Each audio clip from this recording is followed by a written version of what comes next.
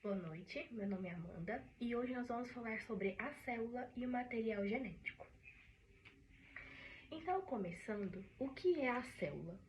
A célula vai ser a menor unidade do ser vivo. Então, todo ser vivo é formado por células. E às vezes são tão pequenas que só é possível vê-las através do microscópio. Como no exemplo da foto. Aqui nós conseguimos ver várias células vegetais delimitadas por parede celular. Aqui são várias células epiteliais, células animais. Então, a célula é a menor unidade do ser vivo, menor unidade morfológica do ser vivo, tá? Ela é capaz de reproduzir cópias de si, então é através da reprodução celular, multiplicação celular. O corpo humano, então, ele é pluricelular porque acaba que há um amontoado de células que se juntam para formar órgãos e tecidos. Então, quando se tem muitas células, diz-se que é um organismo pluricelular. E todas as células são iguais? Não. Existe uma primeira classificação, então, que é em célula procarionte e célula eucarionte. Então, vamos entender a diferença entre elas. Bom, as células procariontes foram as primeiras células a surgir há bilhões de anos atrás e por isso então elas são mais primitivas, têm um funcionamento mais simples. Isso porque foram as primeiras células a surgir. Bom, então são células primitivas e de funcionamento mais simples. Tem um núcleo, uma das características mais marcantes é o núcleo solto na célula. A célula procarionte não tem uma divisão entre o material genético dela e o citoplasma. O material genético ele fica solto no citoplasma. É uma das características mais marcantes desse grupo de células.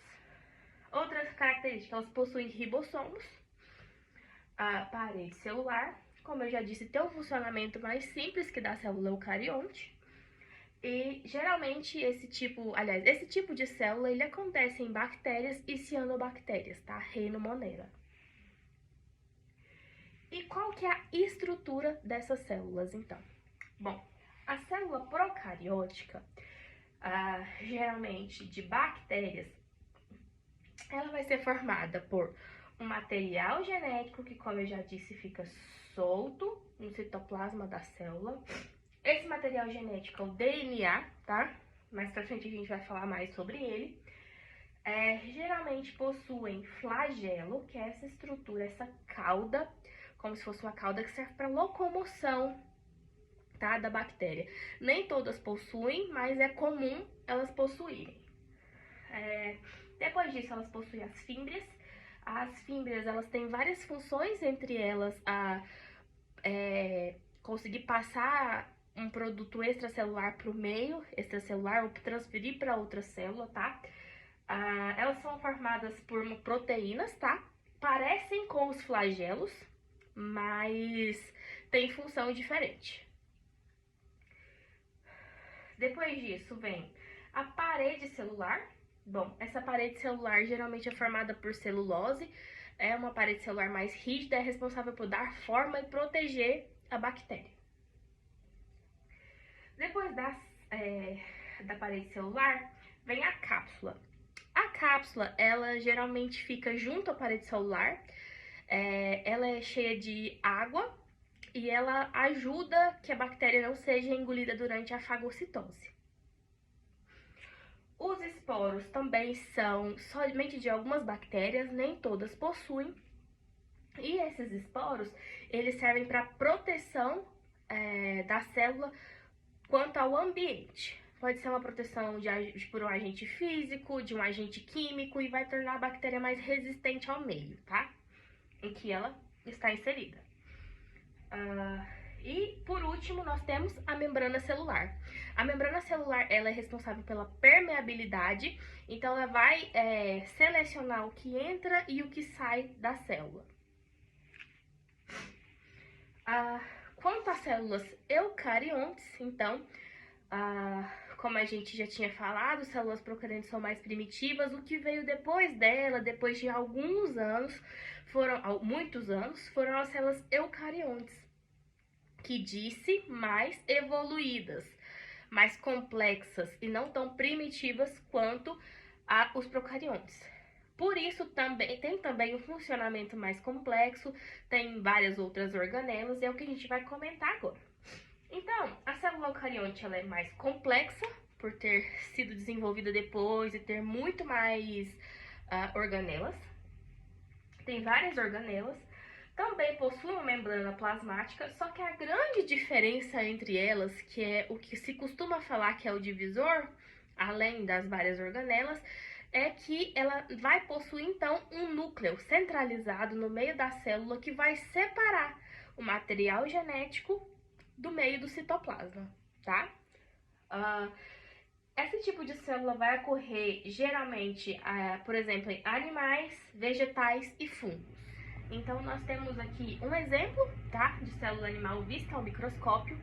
Aqui a gente consegue definir muito bem, mesmo sem saber qual tipo de célula é essa, a membrana celular, que é o que delimita a célula eucarionte, e o núcleo, que está bem definido aqui no meio da célula, tá? E qual que é a estrutura deste núcleo? Bom, vai possuir, deste núcleo não, dessa célula, né, a célula eucarionte. Ela vai possuir a membrana plasmática, que assim como na célula procariótica também vai ser responsável pela produção de energia, permeabilidade, do que entra e do que sai da célula diante do meio que ela está inserida. O grande diferencial, um núcleo, esse núcleo está centralizado no meio da célula e ele é responsável tanto por separar o material genético do citoplasma, quanto também por crescimento e reprodução celular. O núcleo que vai estar ao comando de quando é o momento da célula crescer, quando é o momento dela se dividir, tá? Além disso tudo, a célula eucariótica, ela vai possuir em seu citoplasma o citosol. O citosol, ele é uma matriz gelatinosa que vai ser constituída de água, íons e proteínas. No citosol, nós vamos ter as organelas. Então, no citoplasma, a gente tem o citosol, que é essa matriz gelatinosa, e as organelas, que são diferentes da célula procarionte. Bom, as organelas são os ribossomos, que assim como na célula procarionte, que também possui ribossomos, é responsável pela síntese proteica. A mitocôndria está localizada aqui e ela é responsável pela produção de energia da célula, o famoso ATP, que a gente vai estudar mais pra frente quando a gente for falar de respiração celular, tá? Em outras aulas. Ela vai possuir o retículo endoplasmático, que está localizado aqui. Ele é dividido em rugoso e liso, e ele vai ser responsável pela síntese de macromoléculas. São coisas essenciais para a célula continuar funcionando, tá? Vem também o complexo de Golgi, vai estar localizado aqui, complexo de Golgi, tá? Complexo de Golgi é responsável pelo armazenamento e secreção de hormônios que vão atuar no transporte de resíduos, de macromoléculas, de tudo que tem que sair da célula, tá? Depois dele vem os lisossomos, que são responsáveis por... Então, os lisossomos são responsáveis por armazenar e secretar enzimas que vão fazer o transporte e a digestão de produtos que não servem mais para a célula. E existem também os peroxissomos. Os peroxissomos são os responsáveis por armazenar o peróxido de hidrogênio. O peróxido de hidrogênio ele é produzido pela célula durante seu metabolismo celular, porém ele é tóxico e ele tem que ser excretado. Enquanto ele não é excretado, ele é armazenado nos peroxissomos, tá? Bom, eu falei que células animais e vegetais, elas têm as mesmas características de serem eucariontes, Porém, células vegetais vão possuir algumas diferenças das células animais. Essas diferenças são de algumas organelas que elas têm a mais.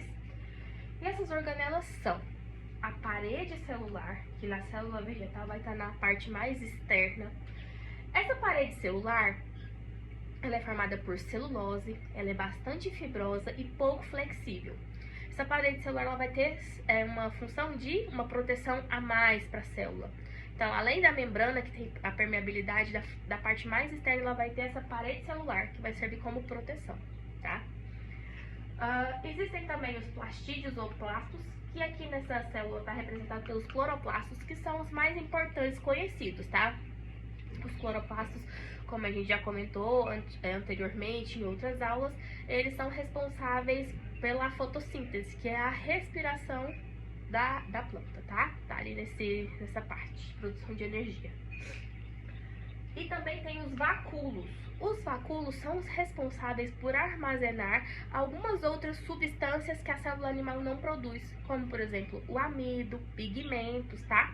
Então, as células vegetais têm essas diferenças por precisar de algumas proteções, alguns armazenamentos diferentes da célula animal.